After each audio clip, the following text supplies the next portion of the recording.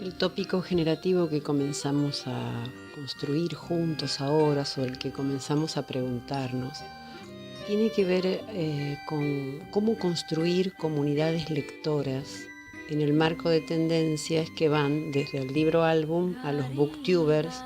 Sería cómo invitar a leer literatura en contextos culturales digitalizados.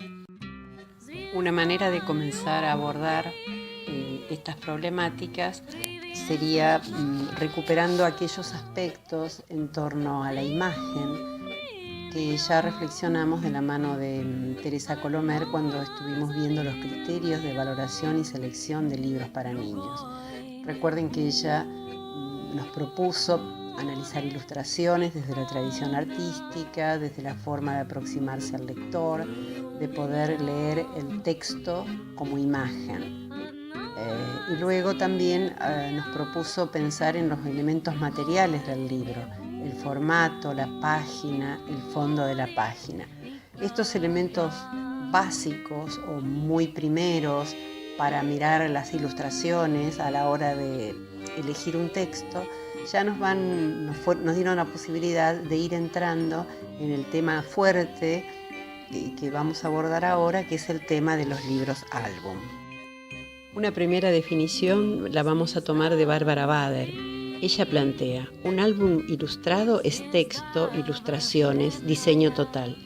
Es obra de manufactura y producto comercial, documento social, cultural, histórico y antes que nada es una experiencia para los niños.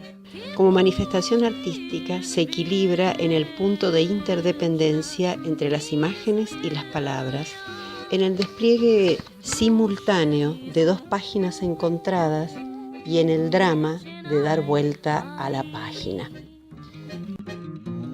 Otra definición que amplía la de Bárbara Bader es la de Perry Nodelman. Él argumenta que los álbumes ilustrados son medios importantes a través de los cuales integramos a los niños y niñas pequeños a la ideología de nuestra cultura. Como la mayor parte de las narraciones, las historias en estos libros empujan a los lectores hacia ideas culturalmente aceptables sobre quiénes son, al privilegiar el punto de vista desde el cual refieren los acontecimientos que se describen. En otras palabras, nos permiten ver y comprender los sucesos y a las personas de las maneras en que el narrador nos invita a verlos. De modo que en estas semanas vamos a encontrarnos con una variedad de álbumes, algunos muy elaborados, que nos van a interpelar como a lectores avesados, otros álbumes que en realidad en sí mismos son verdaderas obras de arte y a la vez son la primera literatura para ofrecer a los chicos. Libros en los que el diseño toma una importancia magnífica, libros donde hay interconexiones entre la palabra y la imagen y que funcionan como narrativas absorbentes, ¿no? Que se basan en aquello que decía Bader, ¿no? del drama de dar vuelta a la página.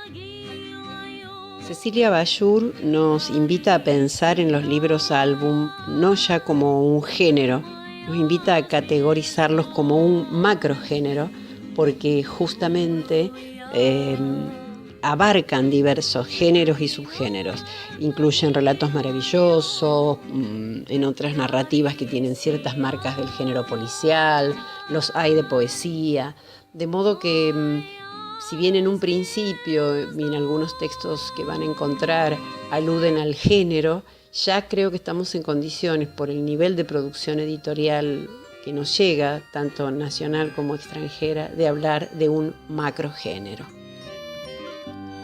La misma Cecilia Bashur plantea que los libros álbum son objetos culturales anfibios, dice, que usan creativamente las especificidades y potencialidades de cada lenguaje para dialogar entre lo dicho y lo no dicho, en una condensación ficcional que involucra al objeto libro en su integralidad. Vamos a encontrarnos con distintos tipos de libros álbum, ¿no? Estos libros que nos invitan a a leer en este diálogo entre la imagen y el texto, y en donde en algunos casos lo no dicho trabaja a favor de construir la sorpresa. Por ejemplo, en Zoom, el libro de István Banshai, que no es nuestro István Richter, el procedimiento retórico así por excelencia es la sinécdoque, esta forma de metonimia por la cual la parte es reemplazada por el todo o viceversa, ¿no?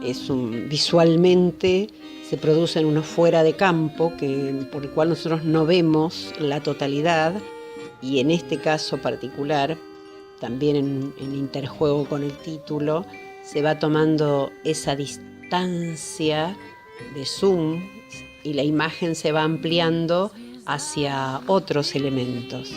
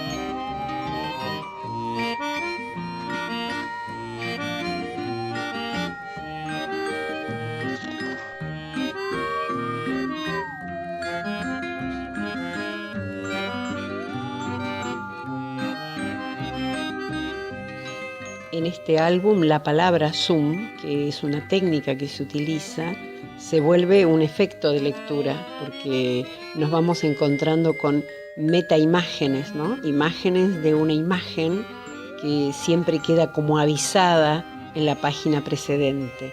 Cuando como lectores creemos que llegamos a un plano de ficción y aparece un marco nuevo que desbarata las hipótesis previas, y luego de transitar algunas páginas estamos a la pesca sorpresiva de qué sucede en lo que sigue.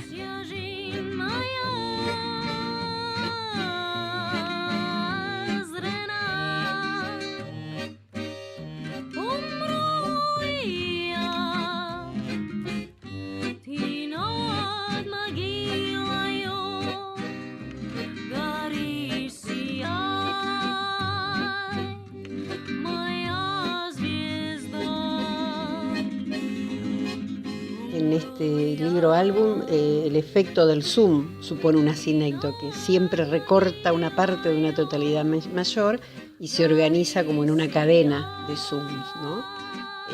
Nosotros habitualmente el texto nos va confirmando en ciertas certidumbres, y acá esto queda transgredido y cada imagen va desbaratando la siguiente y así sucesivamente. Es como si el conocimiento de aquello de que trata la historia se convierte en un conocimiento provisorio que queda transformado al dar vuelta a la página, volviendo a Bárbara Bader. Gari, gari, moja zviezda.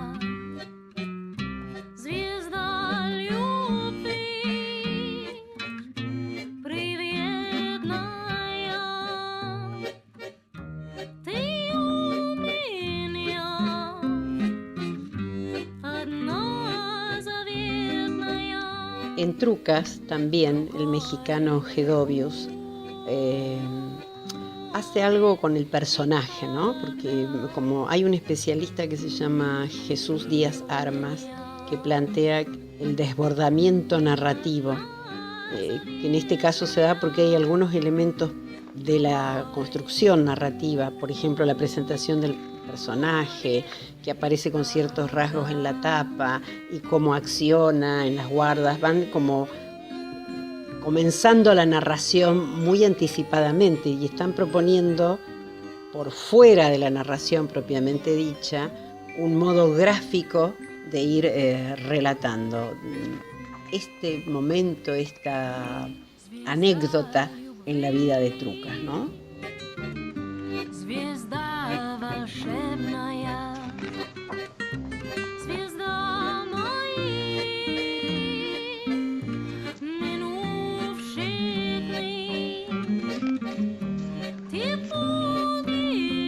Por ejemplo, aquí nosotros podemos ver en esta doble página, ¿sí? Que en esta imagen de la doble página hay un lápiz aparente que en realidad es la parte final de la cola de un dragón, que la representación de esa enormidad está nuevamente apoyada en otra sinécdoque, ¿no? Para ver la cabeza humeante, el ojo abierto, algo pasó, tenemos que dar vuelta a la página. Y además acá esta sinécdoque es hiperbólica, está exagerada, porque es tan enorme ese dragón que no puede entrar en una sola página, ¿no? Claramente el desarrollo de la ilustración juega a favor de esta idea de un monstruo mucho más grande que Trucas. O sea que podríamos decir que por medio de una elipsis, Trucas no se ha dado cuenta que ese supuesto lápiz es la cola del dragón que lo atrapa, digamos. Él quiere atrapar el lápiz y finalmente es el dragón que lo atrapa a él, ¿no? A través de su cola. Entonces, podemos decir que tanto la sinécdoque visual como la elipsis total son los procedimientos retóricos más importantes en esta narración visual. No tiene texto, ¿no? Lo no dicho colabora para generar sorpresa y funcionan, además, esto no dicho funciona motorizando el relato, ¿no? Alimenta hipótesis y lleva adelante la trama.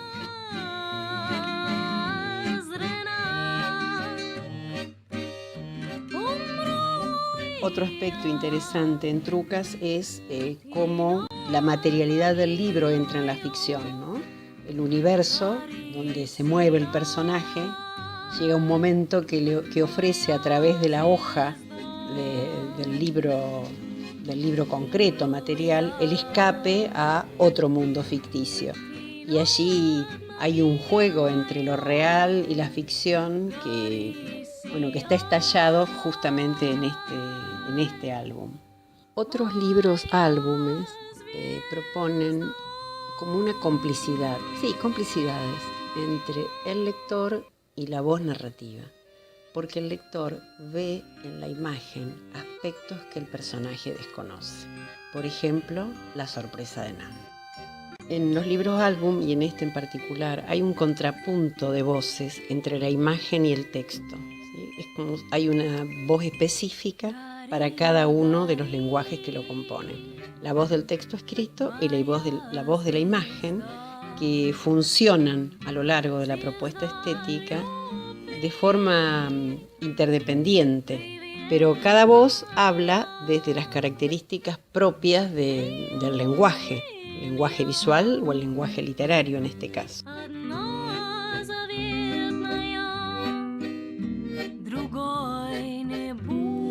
En la sorpresa de Nandi hay un distanciamiento entre la voz narrativa y la información visual. Se sostiene durante todo el relato por medio de este estilo directo que reproduce el pensamiento de la nena preguntándose qué fruta le gustaría más comer a su amiga, y mientras tanto el lector espectador va viendo en la imagen lo que la niñita no se da cuenta, ¿no? Que cada fruta va siendo retirada de la canasta hasta dejarla vacía.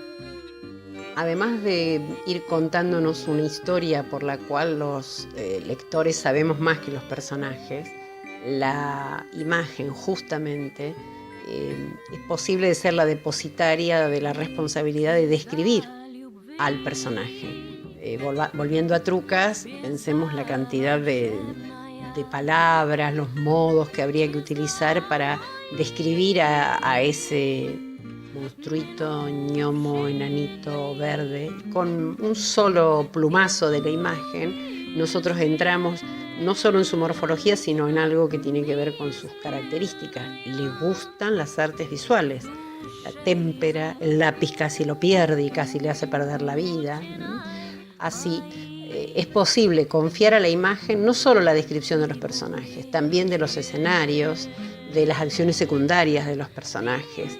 Yo les propongo que escuchen un ratito esto. Nadie recordaba cómo había llegado la niña, pero a todos les pareció bien. El bosque entero la aceptó como una más. Pájaro le enseñó a hablar. Oso le enseñó a comer. Bueno, como verán, el texto se ahorra no solo la descripción de los personajes, sino el detalle de las acciones que realizan.